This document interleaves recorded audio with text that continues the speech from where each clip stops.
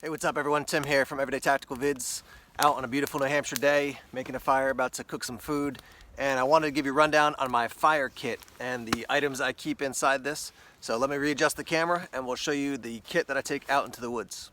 As we start off here, let me talk about the actual bag first. This is from Vanquest. They've got lots of different size pouches from very small to larger. This is one of their personal pocket maximizers. And it's got a little pouch here in the front. It's got hook and loop on the top there. You can see I've got my fire kit Velcro patch. That's from Production Hanger 51. If you're interested in getting a hold of one of those, you can reach out to them, Production Hanger 51 on Instagram, and let them know you saw it here in this video and that you're interested in purchasing one. The other thing I'll mention here are the pull tabs. I replaced the original pull tabs that came with the Vanquest Maximizer, and I replaced them with the Exotac pull tabs, and these basically have a tinder inside the cordage, so just another way to help get a fire started. Let me talk quickly about the concept behind this kit. This is not a kit that I use every single item every single time I go into the woods when I get a fire started. It's more of a training kit, so I can use different methodologies to start fire based on what I have inside the kit. So that said, let's talk about some of the gear here. Down on the end, I have 2 of the fat rope sticks. This is from Production Hanger 51. Great way to get a fire started. Hit that with a ferro rod or a lighter, and you'll definitely get a nice flame that'll burn for a while, help you get your fire going. On the bottom one of these, I've just put a 10 times magnifier. So if I want to work on getting a fire started using the sun, got a large ferro rod here. Down in the back, I've got a couple things. I've got some UCO Stormproof matches. These large ones are called Titans. They're just massive. They burn hot, they burn for a long time, and then some of the smaller ones down here as well.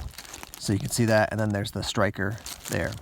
You can see I've also got some pre-made char cloth. I do have a way to make char cloth, which I'll show you in a second, but just good to have some that's already ready to go for you.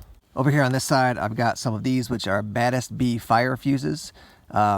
Just, you know, a highly flammable material that's infused into these little pieces of cordage. And I believe it's actually, there's some bee wax in there. That's why they call it the Baddest B fire fuses. So that is one of my fire starting items. I've also got this, which is a pocket bellows.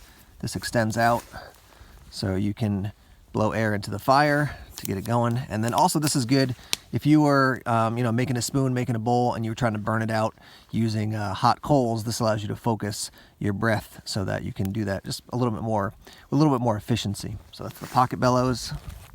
Got 2 lighters here, a standard Bic, and then this is the one that has the little electronic charge, a little spark, and then the gas hits that and starts. The good thing about this kind of old school basic Bic with your flint and your roller is that if it gets wet, you can dry it out and use it. And these ones are good at a higher elevation. Got some jute twine down here, good for tinder. Got an Exotac nano spark here, and you can see also inside some quick tinder. This is kind of a fun item to test out and use.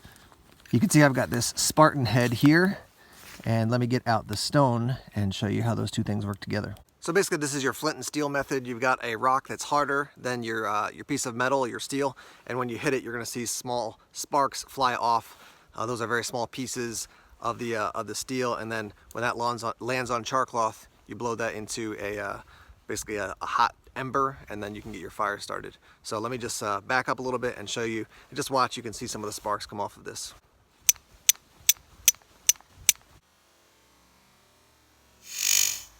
So yeah, that's an old school fire starting method. A couple other things that I keep back here in this back pocket. I've got this scraper. I think I got this in a battle box. It's basically like a very small, lightweight cheese scraper, but you can imagine you can get some good tinder with that. I also have this small bag of the Ultimate Fire Tinder from Production Hanger 51. Again, a great way to get fire started. This came to me in a tin. It was just too big to put in the back there. I may be getting a smaller tin size from them that I would use and put that back in there. So another way to get a fire started. I've also got live fire here, which serves 2 purposes. Obviously, I can use the actual live fire to get a fire started, and then I can use the tin if I take the live fire out to make char cloth as well.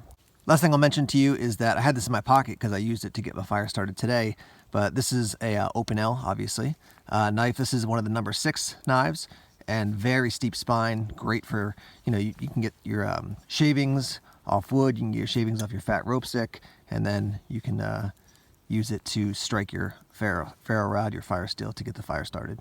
Hey guys, I got back to the studio after being out in the woods today, and I forgot to mention this, which is fat wood. I usually keep 1 or 2 sticks of fat wood in the kit as well. I got this one and a lot of other fat wood, honestly, from Pine Fire Shop, and you can check those guys out. Solid company, solid people, and yeah, so another item that I keep in here to work on fire skills is some fat wood. So there you have it, my fire kit. A lot of fun to take this out into the woods and just try different methodologies depending on the season, the weather. Don't just commit to one style of starting a fire, because sometimes that won't work. And so having a variety of skills in starting fire is really important when you're out there just hanging out, enjoying time around the campfire, or in a survival situation. Certainly having a wide variety of fire starting skills can save your life. So let's hear from you guys in the comments section. Any items that you didn't know about that you really like from this kit, or what are items that you're using that you really like that you think maybe I should add into my kit? Thanks as always for checking out the videos. Please subscribe to Everyday Tactical Vids here on YouTube. Like us on Facebook, follow us on Twitter. Check us out on Instagram and Tumblr as well. More videos coming soon. Take care.